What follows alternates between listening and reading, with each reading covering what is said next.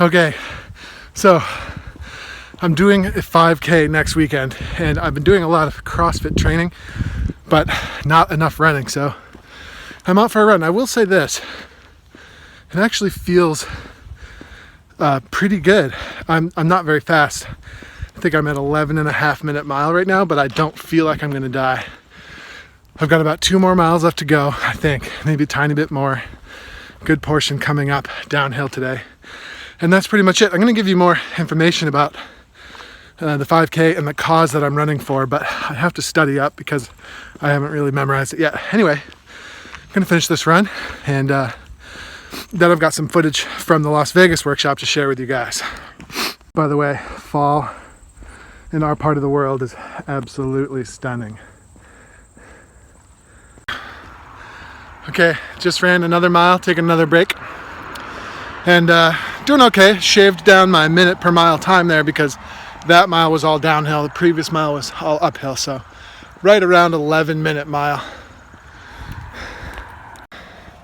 All right, let's see if we can squeeze one more mile out. You probably can't quite see how extreme that hill is, but it's very, very steep. Totally kicked my ass, so I did 3.88. Man, if I had just stuck with it till about here, I would have done 4 minutes, but 10:57 pace, not bad for my first long run in a really long time.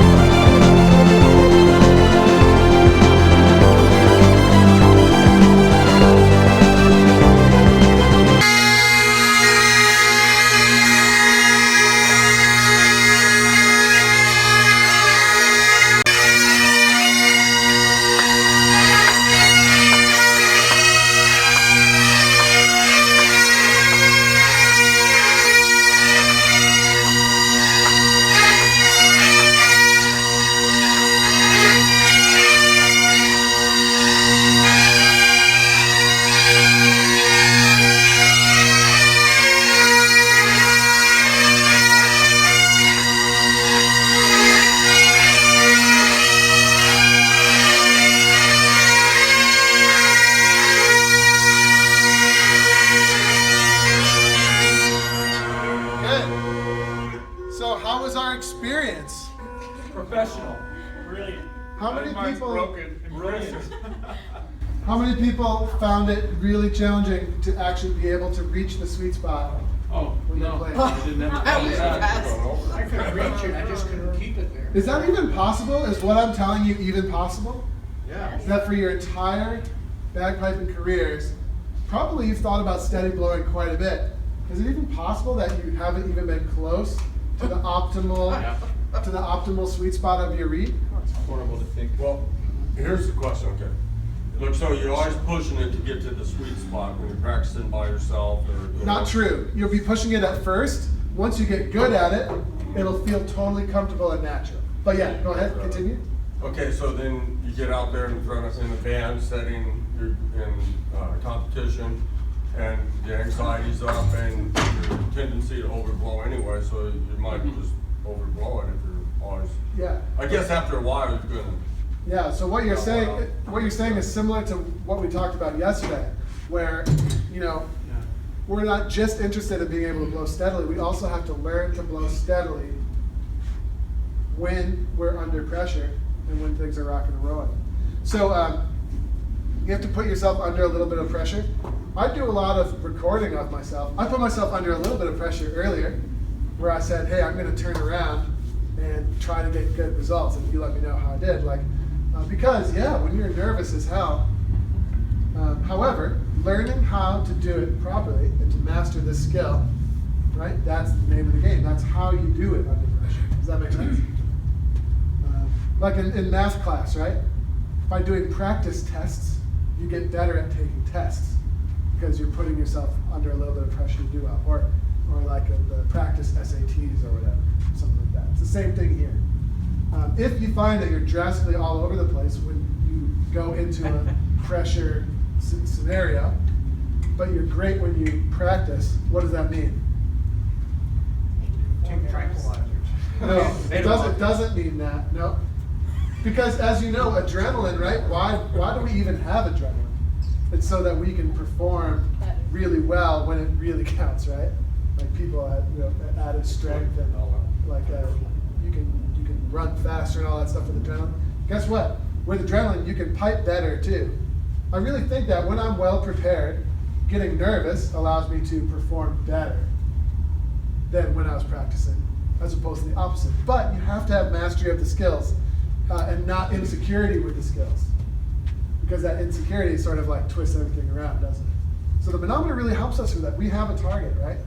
If you can hit this target all the time, and you keep working on it, and you learn that skill, you practice it even under pressure, that's how you're going to get to that level you need to get to.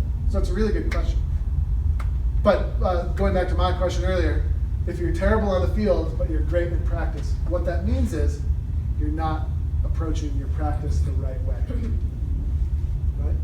Practice, at least at a certain point, should largely be simulating performance. Has to be. I do a lot of recording for that reason. So I record myself. I only allow myself one take, and then I send that recording to at least one person that I respect to give that recording some criticism, right? Like those are my recording rules, and I do that so that I can practice putting myself under pressure. Sometimes I even post it to my YouTube channel or something like that, right? But I don't get do-overs. If it doesn't go well, I force myself to like send it. Like here's me making 10 mistakes and with terrible blowing because I totally got nervous and blew it. Well, but that's how we're gonna learn, get our flight experience. You do that on your website too, don't you? Can't you submit things? Yeah. Get the embarrassment over with and Right. It's all about your own personal preparation, though. Right? About your own personal preparation. And sometimes performances don't go well. We have to make the necessary adjustments. So, how many of us, let's go back. So, a lot of us struggling to get up to that sweet spot. Now, what's the deal? Why? And then, how about steadiness? Everybody finding themselves perfectly steady? No. What's the water doing as we play? Keeping the beat. Fluctuating drastically. How many drastically fluctuatings? Good. How many mild fluctuatings? Right? And then is there anyone who feels they're really freaking solid? Okay, good. Would not be wise racer. No, but good. And that's pretty normal. You can see like, my standard is that ½ inch. Try to keep it within ½ inch of the sweet spot. You'll get there with practice. What is causing the fluctuations in the water of the manometer? pressure's increasing and decreasing. Sure, good. So why though? Why is the pressure increasing and It's decreasing? either blowing or squeezing. Part of the blowing and One or the squeezing other. cycle of yeah. When you take a breath, right? Is that so? Yeah, like blowing, squeezing, and transitions between the two, right? Sure, I think that's a good starting point. But let me ask you this: does anyone get to a certain part of Scott and the Brave, like let's say a high A? High A. And then the high A, and then does anybody notice the water changes? Shoots up. Shoots up. But is that blowing, squeezing, or transitions, or is that something else? It's when you concentrate on your fingers. You That don't is concentrate on blowing the other. and squeezing. Blowing and squeezing, and You want to make sure that high A comes off so that you're probably blowing a little harder at those points or at those. why are you notes. blowing harder with the high A? Because people Make sure think they blowing- need to, but they shouldn't. Yeah. You feel like we need to. make sure Why do you It takes a little bit more anyway. Why do you feel like it needs to? And like there's a Because myth out you've had it there. cut out, because in the past you've had it cut out. Yeah, there's an urban myth out there that high A takes more air than the other notes. But it's kind of ironic because how many people here surged on the high A? The water went up. So if the high A takes more air, wouldn't the water then go down? Wouldn't that cause the pressure drop? So why is the pressure spiking? Well, unless you're so There is a keen. feature. And the bottom line is it's a complete bagpipe myth. I think it feels like the high A takes more, probably because we have to let go with our left hand in order to play high A, and the whole left arm being the squeezing arm and stuff. I think it makes us sort of feel like we're letting go, and maybe we seize up a little bit. But it's a total myth. Did my high A, when I played high A's earlier, did they surge or change the pressure drastically? No, so and it doesn't. I mean, maybe it does. Maybe it takes like a really negligibly different amount of air, maybe. That has not been my experience. So going back to, how about anything else? High A's, were there any other parts of Scott and the Brave where suddenly the water just changed? The rundown for me. The rundown, and what happened to the water? At the end, the water pressure dropped. It dropped during the rundown. No, after. Right after the rundown, that's fine. So where I'm getting at here is, yes, blowing, squeezing, and transitions are important, but there's another dimension of steady blowing that's really, really important to think about, which is what I call mental blowing, like anomalies or something like that. Where for some reason when we get to a high A or the rundown or a difficult passage, or how about this, anybody sag at the end of the lines? Like when you have a long note? It's pretty common, right? For some reason, whatever we're doing with our fingers is causing the pressure inside the bag to change. Does that make sense? And it's not just about blowing, squeezing, and transitions. It's about how we're mentally dealing with the finger work as well. In the perfect world, nothing we do with our fingers should cause a change in the pressure of our blowing in the perfect world. But it definitely does, right? If a note's out of tune for me, I'll just subconsciously make a blowing adjustment. But that's not what we want to do. Instead, we want to tune the chanter properly so that when blown perfectly steadily, everything is in tune. Blah, blah, blah, so on and so forth. So what comes first? Physical blowing technique, like blowing, squeezing, and transitions, or addressing mental problems? Just basic blowing and squeezing. Good, exactly. Physical blowing comes first. How do we work on physical blowing without mental issues creeping in and sort of skewing our results? Just play a note. Play a single note for Exactly. Very good. So that's what I want to do now is I want to focus on our physical blowing mechanics. So that means blowing, squeezing, and transitions, and achieving that 1/2 inch standard from the sweet spot. So right now, just play low A, okay, and play for a while and observe, what is it that's causing the change? Is it blowing? Is it squeezing? Or is it a non-smooth transition between the two? What do you think it is? Let's take some time to do that now.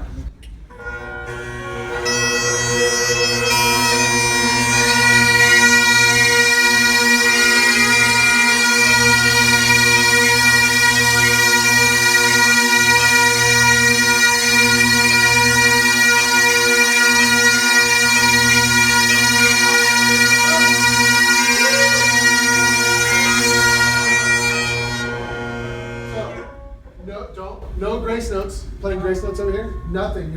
Do not move your fingers, right? Because that could cause mental blowing anomalies because we're moving our fingers and stuff. So no tunes, no scales, just one note, and you almost think of it as your hands aren't even there. We're just focusing on mechanics. No finger wiggling. We'll do that in the next phase.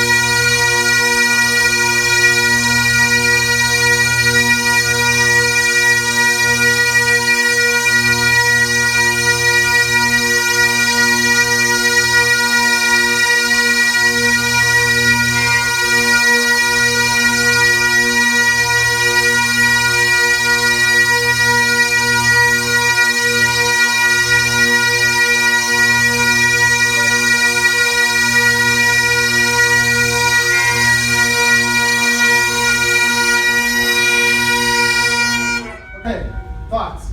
I'm supposed to be top of the thing or middle or? You're supposed to be at the mark, at your sweet spot. At the red or the green? Red, I think. Everybody everybody have perfect physical blowing technique? No. No, not quite, right? Some people looking not bad. So if not, Why? What's the deal? What's happening? I'm finding that the pressure that I'm blowing at right now is higher than I'm used to. Okay. So that's the first thing. Okay, sure. But like, so are you able to get it up to the red mark? I am. Then what happens? Then it's like, and I'm finding when I'm So when blowing, it does that- I'm blowing, I'm able to hold it at the red mark, but when I'm squeezing or transitioning, it's sagging, so. Good. So the squeezing and or transitions is causing the water to drop. Yep. I think that's pretty common. Are a lot of people finding that? Yeah. So the blowing, you're able to get it back up to the sweet spot, but the squeezing is allowing it to drop. How many people are in that boat? Most people? Everybody? Angel, how about you? What are you finding? I'm pretty close. Pretty close. That's good, and that's okay. If it's steady, it's steady. I'm blowing, I might find myself blowing just a little bit over once in a while, but. But a little bit over is fine, right? We want the red line should be your average. For whom is the red line the average? Most people, if they're experiencing what we are just talking about, it would be average below the line, right? Right. You're able to get it to the line when you blow, but then it drops out during the other parts. So, we want the average to be the line. It's okay if it goes a little bit over from time to time, not a big deal. It's not going to be a catastrophic bagpipe failure if that happens. Yes? So I'm finding my problem is in the transition, Okay. because I'm squeezing and then I start to blow and I forget to take my arm off and I keep on squeezing and then the water just I'm doing that. shoots up. Good. That's a great observation. So we have to sort of try to train ourselves and teach ourselves to make those adjustments the right way, right? So keep that in mind as we do that. I find that when I'm playing, my arm, it never comes fully off the bag. If I let my arm like completely disengage, what's going to happen to the pressure? It's going to drop, and it's going to drop pretty quickly. So in reality, and this is one of the things you learn, like the more you use the manometer, in reality, your arm is always at least, like let's say 10% squeezing. Even when you're fully blowing in, my arm is still a little bit engaged, and then when you're feeling it, the arm is really sort of constantly going, and that's how we're going to get that steadiness, yeah? I have to comment on that, that's what I'm just finding right now. Yeah. Though, we've always thought and taught that at school that you blow your arm off of the bag, but you don't do it completely. Yeah. I'm finding to keep it steady. I think you blow the arm, I think that's fine, but for me, in reality, I'm blowing the arm 90% off. But it's always stays a little bit engaged. Because the other problem with transitions that can cause a big dip is that moment when your arm goes, like think about just basic muscles, right? When your arm goes from nothing to something, it's very hard to ease into that, like physically, right?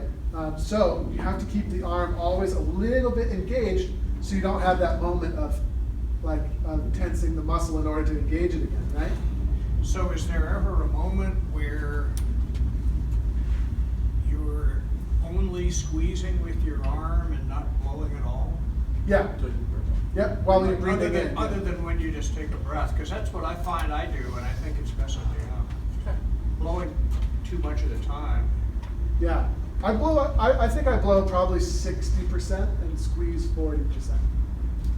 That might go up if my reed's harder, might be more blowing and less squeezing. But yeah, you want a pretty nice balance, and it should be a comfortable balance, really. Right? It should be it should not be that much different than normal breathing rhythm. Do we have any fast blowers here? Like kind of doing that like way too fast? For me, that's something you don't want. You'll see some pipers, even really, really good pipers that do that, really fast cadence. But for me, that just makes me lightheaded. So let's think about some of those things like, okay, we can get the water up to the line when we're blowing. Let's think about keeping it there during the transition and the squeeze. Okay? Think about some of those things we talked about. Let's have another go and see if we can improve that a little bit.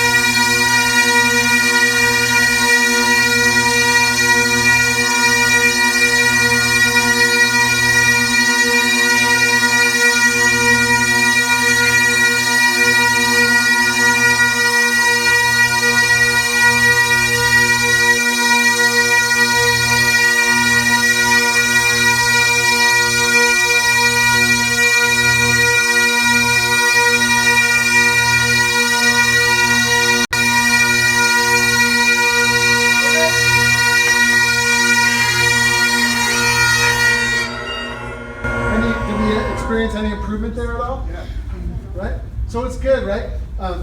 Taking out the mental aspects that might derail our blowing can really help us zero in and, really, troubleshoot what might be wrong with the physical elements. Blowing, squeezing, and transitions. And so we just kind of talked about it, and did everybody experience some improvement that help a little bit? Hopefully a little bit. If not, these are the things we have to practice. We have to get them going. How many people are, within a reasonable amount of the sweet spot most of the time now? A couple people, good. And and for the rest of us, we have to get there. That's the name of the game. Is it possible to tune a pipe core when the water is all over the place like this? No. It's think about it. Because when the water moves down here, does that have any effect on, let's say, the pitch of the chanter? What's the pitch of the chanter here versus here? Flat.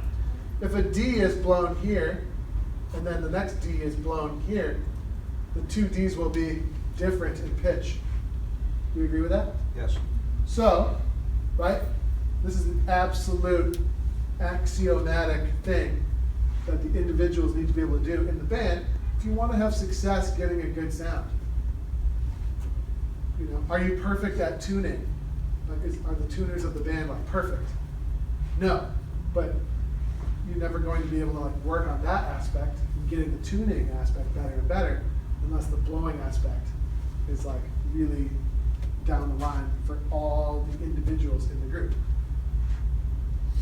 Make sense? There's all sorts of crazy stuff that happens, like someone earlier was talking about changes. The tuning changes over time with the bagpipe, doesn't it? As we play more over time, the pitch goes what? Gets sharper over time as we play more. The temperature inside the bag increases, that causes the pitch to increase. And as moisture enters the bag, which you don't have a lot of here in Las Vegas, but regardless, there's still moisture going in there. As moisture starts to settle in, that has an effect on the tuning of the chanter as well. Usually causes some of the notes to change, probably go a little bit flat, some of them. And when we tune the band, we have to figure out the best strategy to deal with that. But it's all none of it is visible to the tuners unless people are blowing steadily and they have a plan and they're hitting that sweet spot. Yeah? One of the big problems, especially in higher level groups, is if you tune 7 or 8 bagpipes where people are blowing nicely at the sweet spot, and then the other 7 or 8 bagpipes, you're tuning them and they sound in tune, but they're not actually at the sweet spot, they're lower, then you have a problem in differential, right? Over the course of a 5-minute performance, or let's say the reed sharpens up, for the person you tuned way down at the bottom end, their bagpipes are going to change way differently than these bagpipes are going to change. And so by the end of the performance, there's a big separation. Does that ever happen? Chanters separating. In theory, they should hopefully all change in the same general way, as long as they're all set up in the same way, starting with individuals all blowing steadily at the sweet spot during the tune-up. Yeah? Make sense? Good, so let's pretend our physical blowing is now really good. And we want to move on to assessing whether or not things we're doing with our fingers are changing the pressure that we're blowing, right? What sort of exercise or what might you do? Scale. Scale? I think that's a great idea. That's what I want to do now. I want to play the scale. Let's see. I'm gonna stand right here. I want to play low, just keep me in the corner of your eye if you can. I'm going to signal low G, and then I'll signal low A. We're going to work slowly up and down the scale. Okay, and I want you to tell me when you change notes, does anything happen to the pressure? Does it change suddenly, or does it stay the same? Okay, let's blow up. I'll grab my practice chair too. Okay. I'll signal you with my chanter here. Just a scale, no grace noting? No grace notes. The simplest thing you could possibly do with your fingers, right? Well, gee. I'm sure it won't cause any fluctuations in blowing at this stage. but let's just have a look and see. So we'll start with low G. Everyone fire up low G.